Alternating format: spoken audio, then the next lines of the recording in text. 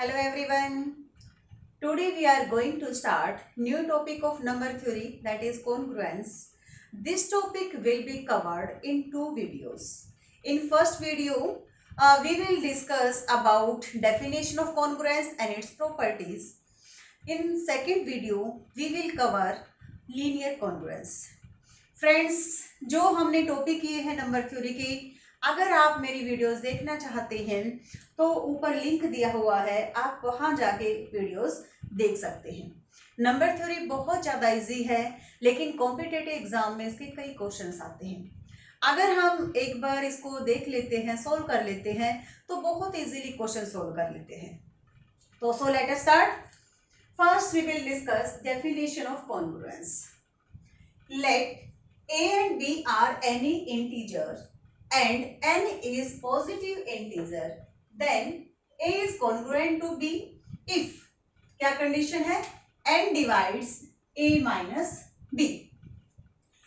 a and b क्या आपके दो इंटीजर्स हैं और n कैसा इंटीजर है, पॉजिटिव इंटीजर, यानी n जो है किसे बिलोंग करता है, z plus.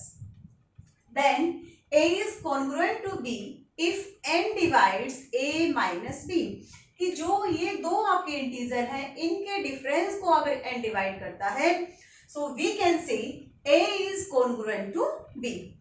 Symbolically we write as a is congruent to b mod n। कैसे हम इसको प्रेजेंट करते हैं, a is congruent to b mod या मोडुलो भी हम इसको बोल देते हैं, a is congruent to b modulo n। और क्या कह सकते हैं, a is residue to b। कई बार क्वेश्चंस में आता है a is residue, वहां पर हम कंफ्यूज हो जाते हैं कि ये जो साइन कॉन्ग्रुएंस का है, यहां पर क्या है, हम या तो कह सकते हैं a is congruent to b और a is residue to b modulo n। एक क्वेश्चन कर लेते हैं, उससे आपको ये क्लियर हो जाएगा। और ये कब कॉन्ग्रुएंट है, कंडीशन है कि n divides a minus b। Example है 9 is congruent to modulo 7। First we will check it is congruent, यानी इट इज कॉन्ग्रुएंस है या नहीं।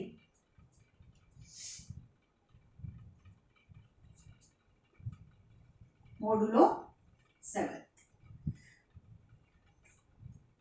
by using definition क्या कहते हैं, n divides a minus b, then we can say 9 is congruent to 2, 7 divides 9 minus 2, yes, ये क्या इसको डिवाइड करता है, 7 divides 7, 7 क्या है, 7 को डिवाइड करता है। तो हम कह सकते हैं कि 9 is congruent to 2 और 9 is residue to 2 modulo 7। Clear होगा ये आपको। अनदर डेफिनेशन है आपकी कॉन्ग्रुएंस की, इससे आपको ज्यादा क्लियर हो जाएगा।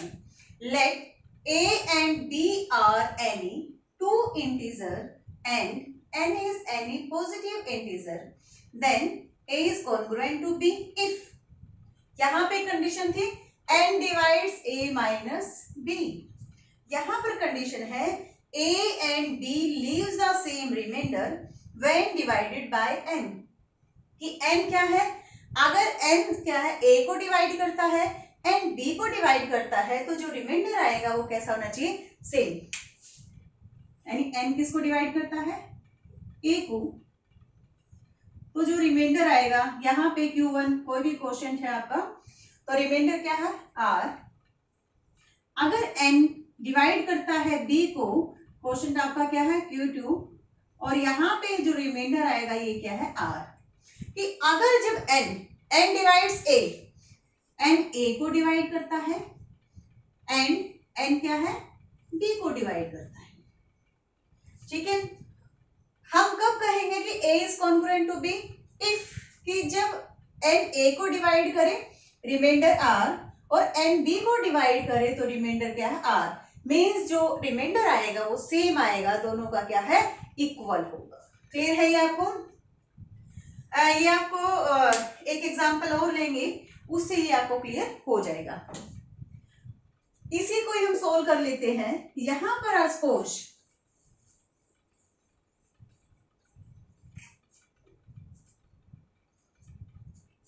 फर्स्ट पहले यही ले लेते हैं। 9 इज कॉन्ग्रुएंट टू 2 मोडुलो 7। अगर 7 एंड किसको डिवाइड करता है? ए मीन्स यहाँ पे क्या है? 9 को डिवाइड करता है तो रिमाइंडर क्या है आपका? 2। अगर 7 बी को डिवाइड करता है, बी मीन्स यहाँ पे है 2।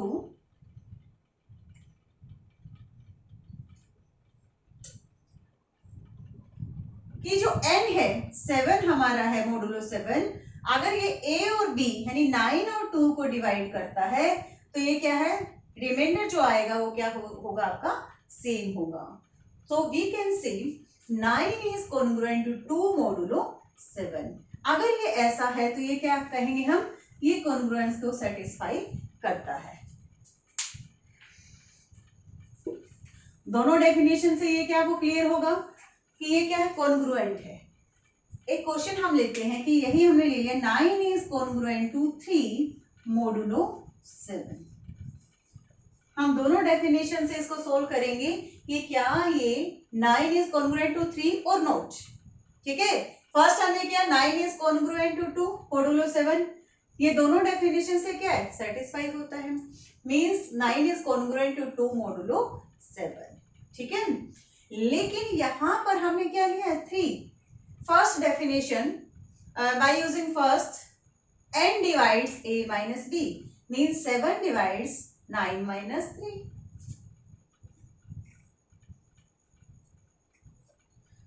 और ये क्या हो जाएगा? 7 डिवाइड 6। क्या 7 6 को डिवाइड करता है? नो। ये क्या हो जाएगा आपका? एंड ये कॉन्ग्रुएंट आपका सेटिस्फाई नहीं होता। ये कॉन्ग्रुएंस अगर सेटिस्फाई नहीं होता तो 9 is not congruent to 3 modulo 7। और इसको हम कैसे रिप्रेजेंट करेंगे? ठीक है, कि 9 is not congruent to 3 modulo 7। इसको हम चेक कर लेते हैं बाय यूजिंग डेफिनेशन 2। कोई और एग्जांपल ले लेते हैं। 6 इज कॉन्ग्रुएंट टू 5 मोडुलो 4। अब हम सेकंड डेफिनेशन से चेक करेंगे कि क्या ये कॉन्ग्रुएंस सेटिस्फाई होगा कि 6 इज कॉन्ग्रुएंट टू 5 मोडुलो 4 है या नहीं। 4 क्या है? 6 को डिवाइड करता है तो रिमाइंडर हमारा क्या आएगा? 2। ऐसे भी हम कर सकते हैं कि 4 अगर 6 को डिवाइड करता है तो रिमाइंडर हमारा क्या आता है? 2। नेक्स्ट 5 कि 4 अगर 5 को डिवाइड करता है remainder is equal to 1। But according to definition ये क्या होना चाहिए कि जो रिमाइंडर आएगा वो कैसा होना चाहिए? सेम। लेकिन यहाँ पे क्या है? एक रिमाइंडर 1 है और अनदर क्या है? 2। मीन्स ये क्या है? आपका कॉन्ग्रुएंट नहीं है कि 6 is not congruent to 5 modulo 4। इसको हम सिंबॉलिकली कैसे करेंगे? ये जो साइन है इज नॉट कॉन्ग्रुएंट। ठीक है, अगर ये कॉन्ग्रुएंट है तो ये साइन है, अगर नॉट है तो यहाँ पे हम क्रॉस करेंगे तो ये क्या हो जाएगा? 6 is not congruent to 5 modulo 4। Means आपको क्लियर होगा कि हमें दो कंडीशन चेक करनी है। फर्स्ट, अगर ये कॉन्ग्रुएंट है तो n जो है ये मोडुलो जो n ये किसको डिवाइड करेगा? a माइनस b के डिफरेंस को। क्लियर है? अकॉर्डिंग टू सेकेंड डेफिनेशन कि जब n a को डिवाइड करे, ठीक है, या ये b को डिवाइड करता है, जो रिमाइंडर आएगा वो कैसा होना चाहिए? सेम। अगर रिमाइंडर सेम आता है तो हम कह सकते हैं कि a is congruent to b modulo n। Clear है ये आपको? नेक्स्ट हम करते हैं क्वेश्चन। इस टाइप के क्वेश्चंस बहुत कॉम्पिटिटिव एग्जाम में आते हैं। ठीक है, तो हम इसमें कॉन्ग्रुएंट का यानी इस कॉन्ग्रुएंस का यूज करके इस क्वेश्चन को इजीली सॉल्व कर सकते हैं। Question is which day comes after 9 days from Saturday. ठीक है, सैटरडे के 9 days बाद कौन सा दिन आएगा? वो सिंपल है, हम वैसे भी काउंट करके लिख सकते हैं, लेकिन जब आपका कई डेज हो सकता है 9 या 25 डेज बाद, 30 डेज बाद, तो इजीली हम क्या इसको सोल्व कर सकते हैं बाय यूजिंग कॉन्ग्रुएंस।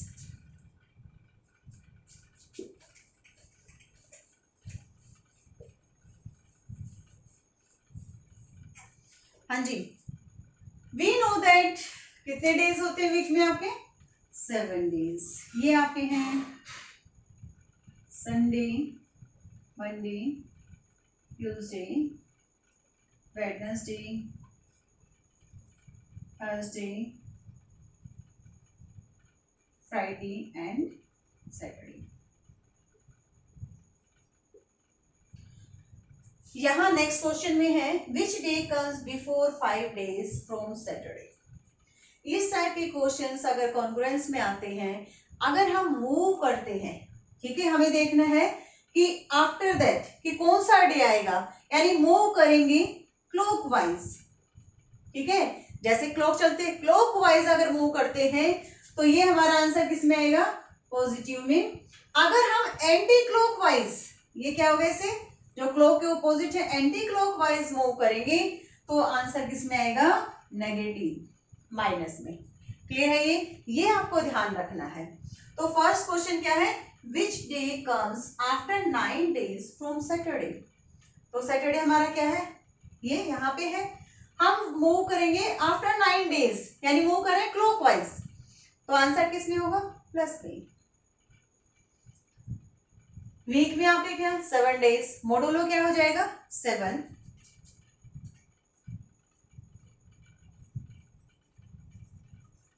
मोडुलो 7, और कितने डेज बाद? 9, तो यहाँ पे क्या आएगा? 9। 9 इज कॉन्ग्रुएंट टू व्हाट? देखते हैं। 9 डेज बाद, सैटरडे के बाद काउंट करेंगे 1 2 3 4 5 6 7 8 9, मीन्स यहाँ पे कौन सा डे है?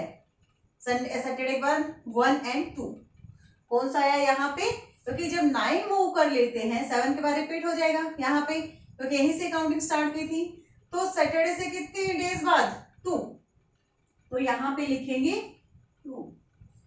सबसे पहले चेक करना है क्या ये ठीक है? यस, अभी आपने पहले सोल्व किया था कि अगर 7 divides difference of 9 minus 2 and 7 divides difference of 9 and 2, या हम कह सकते हैं कि अगर 7 डिवाइड करता है 9 और 7 डिवाइड करता है 2 को, जो रिमाइंडर आएगा वो कैसा होगा? सेम, ठीक है। तो कौन सा डे आएगा आपका? मंडे, क्योंकि 2 पे कौन सा है ये आपका? मंडे। संडे फर्स्ट है आपका, सेकंड क्या है? मंडे। क्लियर है ये? Second question is which day comes before 5 days from Saturday, यानी सैटरडे से 5 डेज पहले कौन सा डे है? तो ये भी हम सोल्व कर लेते हैं।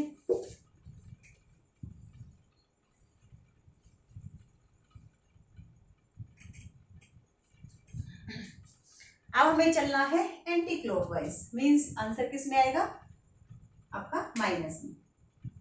1 2 3 4 5, क्या आएगा? 5।